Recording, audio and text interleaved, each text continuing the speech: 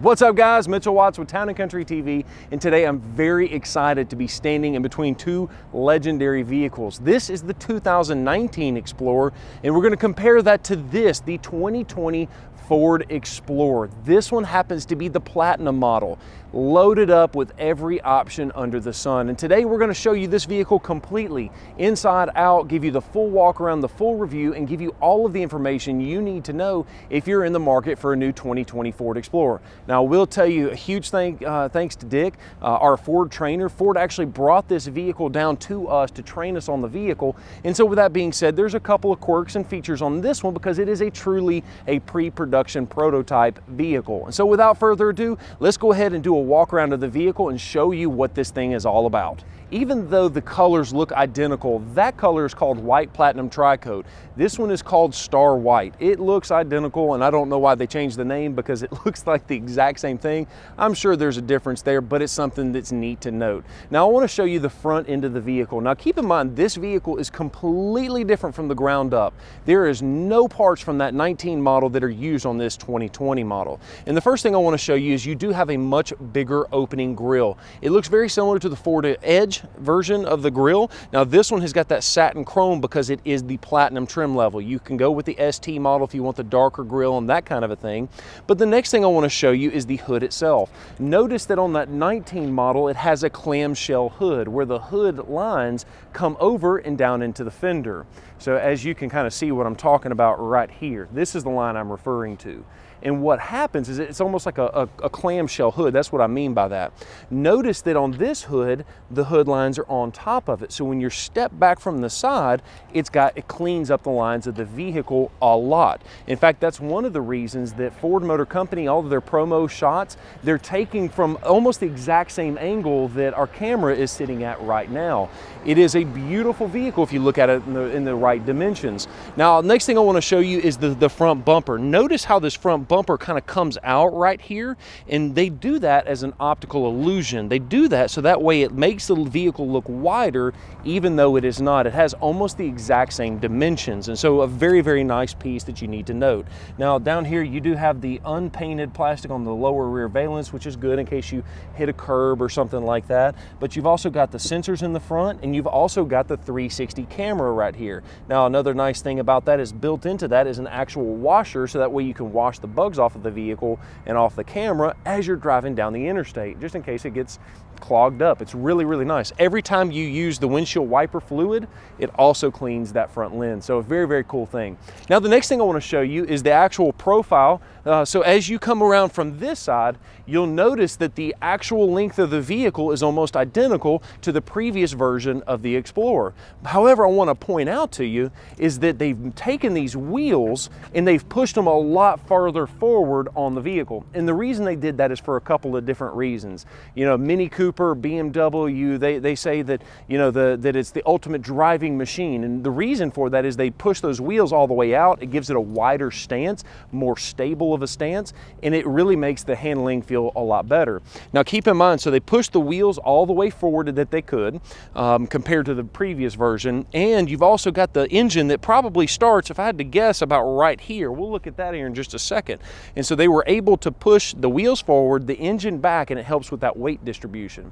That's one of the reasons this thing is going to drive so much better than that previous version, which is a front wheel drive, where the motor is all the way to the forward to the front and almost sitting directly on top of that motor, or on top of the wheels rather.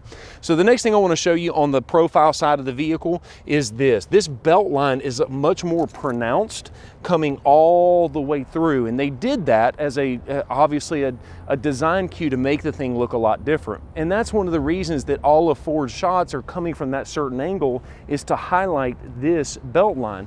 But the other thing that they're highlighting is the actual roof line here behind the third row seat. So as the camera is sitting right there, you can see that the 2020 slopes off and it tapers off in the rear, much more so than that previous version 2019 model. I think it looks fantastic. You'll notice that the overall the tail lamp housing looks similar to the previous version. It does have a different shape, but you can see that it has it has a lot of similarities there. The nice thing about this vehicle is that it looks enough like an Explorer that you know it's an Explorer without having to have it badged. And I do like that, because there's nothing really wrong with the way that this one looks. The previous version, I really like the way this one looks, especially the more I get to see it. This is the second or third one that I've seen in person, and trust me, you need to see what it looks like in person before you make your judgment, because this thing looks fantastic. A lot of the technology that's already on the 19 Explorer has been carried over to the 2020 model, and we're going to get into some more of that here in just a second, but I just kind of want to showcase the rear of the vehicle and showcase how nice that vehicle looks all the way around. So next up, let's do this. Let's go ahead and show you a little bit about the different trim levels that you have available, and then we're going to jump on the inside and show you what you have there. But before we jump into that, I do want to show you a really neat quirk and feature on this vehicle for you Doug DeMuro fans. So let's take a look at this exhaust real quick. In the previous version of the Explorer, there were some cases that there was some exhaust recirculating. Notice that there is no exhaust coming out of the tip itself, but rather it actually exits below the actual tip itself. By shooting the exhaust down instead of out, it keeps that exhaust from recirculating behind the vehicle and sucking it back into the air conditioner. So a very, very neat information that you need to know, that now that you know, you just can't unlearn that. That is absolutely insane that Ford did this on the new 2020 model. The Ford Explorer is America's all-time best-selling SUV. In fact, it started this segment, and they've sold over 8 million vehicles since inception. And in fact, if you want some more information about this vehicle, you could probably reach out to your local dealers, as the ordering banks are already open. But let's talk about the trim levels first off. The first trim that you have is the base model, and it's going to start at $33,800. The XLT picks up a couple of cool features that I'll list right there on the screen, and it actually starts for just a little bit more than that. The Limited starts at $49,225, and you get a lot of new technology that was not standard in the previous version. That's the reason for the price increase. And lastly, you've got the ST and the Platinum. Those start at $55,835 for the ST, which is a significant jump, but once again, you're getting a lot more customization and a lot more options right off the bat. Let's talk about the engines themselves. The first thing that you notice is you actually have to hit the hood release twice to get it to pop the hood. I guess that's a new safety feature, but you'll also notice that there is no hood latch, which I thought that was pretty neat. And that's kind of the reason behind that. Now keep in mind, this is a pre-production prototype, so as it comes to market, that feature may be changed, but that's what we're looking at today. Now first off, let's talk about the engine. This one has one of the Big Daddy engines. So before we talk about this engine, let's take a step back and talk about the base engine. The base engine is a 2.3 liter 4-cylinder engine, which makes a ton of power. I mean, it's a lot of power for what it is. 300 horsepower, 310 pound-feet of torque, and it can tow 5,300 pounds when properly equipped. The 3.0 liter, that's a V6, and it's rated for 365 horsepower and 380 pound-feet of torque, and it can tow 5,600 pounds. Lastly, the ST, that's obviously the sport version of this engine, and it makes 400 horsepower and 415 pound-feet of torque. But lastly, let's talk about what's available in the Limited model, and that is going to be the hybrid variant. That hybrid makes 318 horsepower and 336 pound-feet of torque. And here's the cool part about that, and this is not to bash Toyota Highlander, but the Toyota Highlander very specifically states in their owner's manual that this vehicle is not intended for off-road use, and it's not intended for towing nearly what this version of the hybrid Explorer is able to tow. Now let's talk about that hybrid version for just a second, because there's a lot of information that we took in today about that specific engine. Now the first thing I want to talk about is the engines, all of them, everything is now a rear-wheel drive. And so now all of our vehicles get a rear-wheel drive 10-speed automatic transmission. And so being that, what you have is you have the engine that's going to be sitting right here, the transmission, and then if it's a four-wheel drive, the transfer case, and then it disperses the power, right? But in the hybrid, where are you going to put the electric motor? Ford ingeniously has mated the electric motor inside the transmission casing. So the hybrid version is inside of the transmission.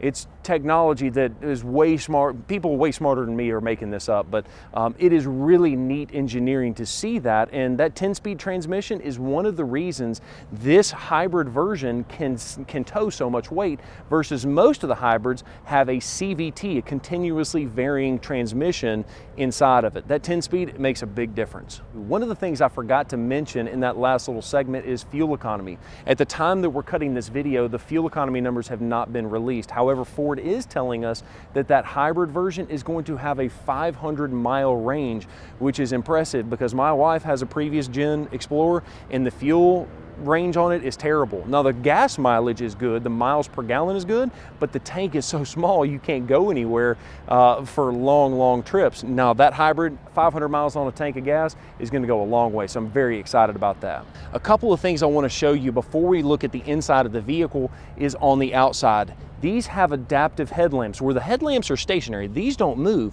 but the beam of light can actually wrap around corners. It can turn so that way if you're taking a tight turn, you can see around the corner. It's a really nice technology. And now the next thing I want to talk about are these tires. On the ST model and the Explorer Platinum, you have a self-sealing tire, and I'm looking for the logo for that right now. Where did they go? There it is right there. So self-sealing tire. This is a 255/55 R20, but it is really neat that if you get a nail in the tire, it has a membrane on the inside of the tire itself where it will seal up, and that way you can have nail holes. It's kind of a thing of the past. It'll continue to hold air as long as you don't hit something massive. So let's do this. Let's go ahead and take a look at the inside of the vehicle. Now keep in mind, this is the Platinum model, so you're getting a lot of features on this one that you're not going to be getting on the XLT. You're not going to be getting on the Limited, but let's talk about it nonetheless. The first thing I want to showcase to you are the seats themselves. These have the active contour seats, but they're an enhanced version of it. So in the past, on the Platinum, you'd have the massaging seats is what some people call it. It's tiny little air bladders all around the seat itself that inflate and deflate, and they do that in different areas so that way it massages your butt and your back.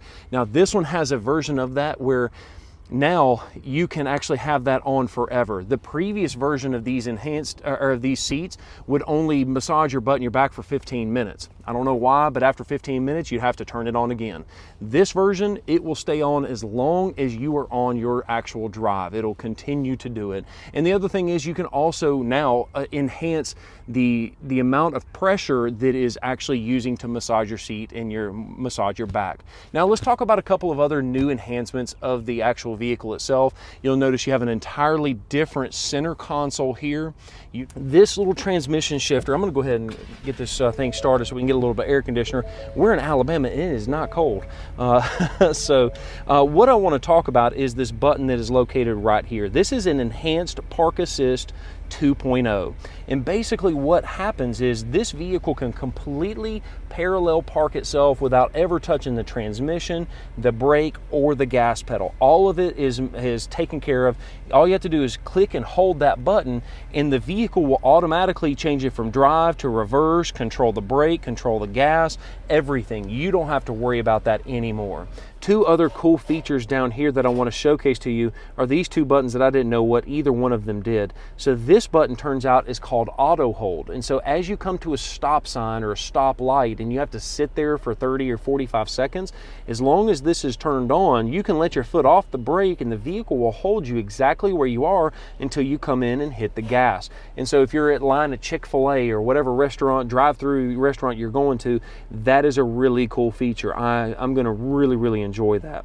Now this feature right here, this is kind of a screwy looking button, but what that is the new traction control button. So if you tap that button, your normal traction control will come off automatically and you can do what you expect out of the traction control. But if you didn't know what that button is, now you know. Now up here, I want to talk about the actual climate control. So you have now for the 2020 model, you have dual climate control, but you also have the rear climate control. And here, this is, thank you Ford, for finally putting a rear button on so that way you can adjust it with just one quick button. You can get to where you need to and adjust the rear climate. That is one thing that the previous version of the Explorer did not have. That was very frustrating to me.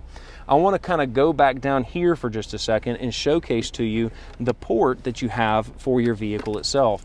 You've always had the USB port, but now you also happen to have the USB-C port along with the normal side of a power outlet plug right there. So you've got plenty of opportunities to keep your stuff very, very well taken care of. So I'm going to plug this USB stick back in here to showcase the next feature, and that is going to be on that 10.1 inch screen in the center stack. What I want to showcase to you is the actual center screen right here. I've had a lot of people say, you know what, I think it should have been landscape instead of vertical, and after you know, kind of seeing the demonstration of it, I completely understand why they went this route versus a different way. And the idea there is not only do you have the ability to look at you just have more options. You can have your radio up here, you can look at your navigation on a full screen, you can do 3D, you can change it around. It's just a very nice version of what you're looking at. You do have the ability to do a split screen there.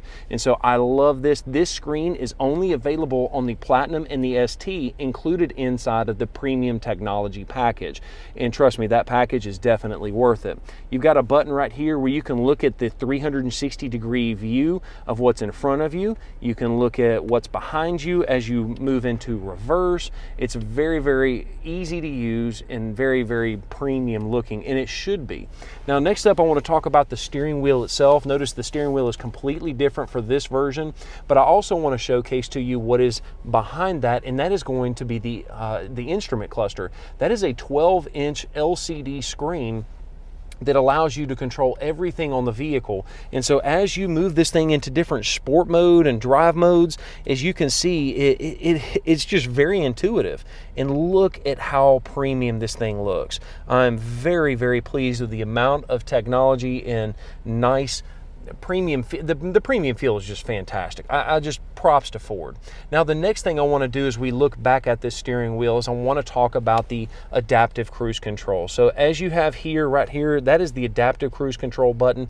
Now it is a version of the adaptive cruise control that still can completely bring the vehicle to a stop, not a problem. But this adaptive cruise control is so intelligent, it can read the speed limit signs and you can adjust your speed based on positive or negative the speed limit. So let's say that if the vehicle notices the actual speed limit is 70 miles an hour, I can say, hey, I want to set it to 77. I want to do 7 miles above whatever the speed limit is, or I want to do 2 miles under whatever the speed limit is. You have that ability to adjust it, and it will automatically configure it for there. Now, one of the things that I was really impressed with was the ability to actually see the difference between a speed limit sign and between that and also the minimum speed on the interstate. I was thinking for sure that if it sees that sign, it's going to slam me down to 40 miles an hour on the interstate because it thought that was the speed limit. No, the system is smart enough that it can actually tell the difference between the two.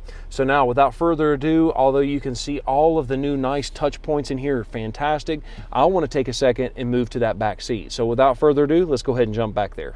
On the inside of the back seat, you'll notice there's a lot more room in the new Explorer, and a couple of reasons for that. We talked a little earlier about pushing those wheels farther forward. The engine's a little bit further forward than the previous version, and what that's done is it allowed for a lot more room in this second row. Once again, that is the one big pain point that I have in my wife's 2017 Explorer is this leg room right here. And as you can see, I've got the seats moved a little forward, but not all the way. A human would be perfectly fine driving the vehicle where this seat is. Now, I want to showcase to you a little bit is this is really interesting. Ford no longer allows for the bench seat unless you pay extra for it. In the past, it came with the bench seat and then you would pay extra to get the captain's chairs. Now on XLTs and above, they all come with the captain's chairs in the rear automatically. And if you want the bench seat, you can get it. You just have to pay $495 for the option. And I'm sorry for the noise, the construction back there. We're in the middle of our massive renovation here at our dealership, which is Town & Country Ford. So if you want some more information about our dealership, We've got the website right there, and you can kind of see what the dealership's going to look like when it's all said and done. Or if you just want more information about the Explorer, feel free to give us a call. We'll be happy to help you spec your next Explorer. But I want to talk about in the center console here, every one of these center consoles, this thing is beefy. It's got plenty of opportunity for a kid to step on this as they walk through, because you got to think, a kid's not going to fold the seat forward, which is really nice. You hit a button and the thing automatically folds forward where you can get back there. Or if you want to, you can press the lever and just fold the seat completely flat, which is really, really nice for our next feature, or our next trick, I guess you could call it. I want to move this back to showcase one last thing. Look at how thick this armrest is in the center, in the second row. Usually when you have a second row armrest, it's going to be a real dinky, skinny one. Not so here. Now, just like the previous version of the Explorer, you still have the air conditioner controls in that second row. You also happen to have the USB-C and the power outlet here, and thankfully they also have the household power outlet plug, which comes in really handy if you wanted to plug in your PlayStation right here. You can do that and actually play PlayStation on the DVD headrest that you have located right there. In fact, those headrests, you can also watch your Sling player, your Sling TV, while you're driving down the road, because this vehicle also happens to have a hotspot where you can connect 10 devices through AT&T's network system, and it's just really, really neat, the amount of technology that they have in this particular vehicle. It's almost too much to cover in one single video. Without further ado, I tell you what, you guys probably want to see what I look like in that third row seat. So what I'm going to do is I'm going to press the button. I'm going to get back there myself, just so you guys can see it. Now keep in mind, I am 6'3", and I am not a small individual. Now, as you can see, there's not tons of room back here, but you have the ability to slide the seat forward and back. So if I've got 3 people or 3 rows worth of people, I can have this seat scooted forward like it is right now versus this one that's scooted back. So that way everybody can be comfortable. Now, am I going to want to spend 7 hours in the back of this thing? Probably not.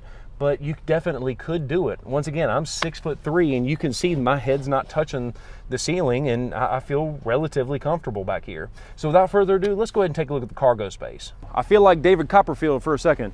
Nothing in my hands. Kick. Ha! That is called the hands-free liftgate. So as long as you have the key in your pocket, in your purse, whatever you want to, if you make a kicking motion towards the center of the vehicle itself, it'll automatically open and close that tailgate. But I'm going to show you a really neat feature on that here in just a second. Before we do that, I do want to show you that everything limited and above has got a power third row seat. And so the buttons are going to be located right here. And so you can actually hit the button, and it will automatically fold that third row seat completely flat. And as you stay right there, you can see that not only does that third row seat fold completely flat, but so does the second row seats. So that way you have the ability to have a ton of cargo space in the back of this Explorer. Now, I want to showcase to you that this vehicle also happens to have something that is different from the previous version of the Explorer. Notice how the cup holders are located down here where they used to be up here.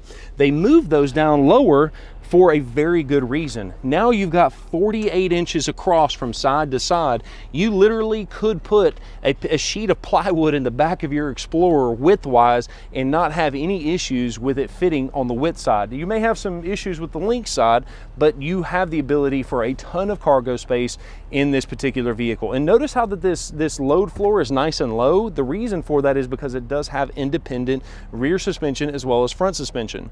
And the ST model even has a sport-tuned version of that independent suspension system. And there you have it. That is our full walk-around video of the new 2020 Ford Explorer. I hope you enjoyed this video. If you did and you're feeling like being awesome, smash that thumbs up button. If you need more information about this vehicle itself, make sure to hit us up. Our phone number is right there on the screen. And if you have any questions, feel free to give us a call. We'll be happy to help you with your next Explorer order. Thank you so much for watching this video, and have a great day.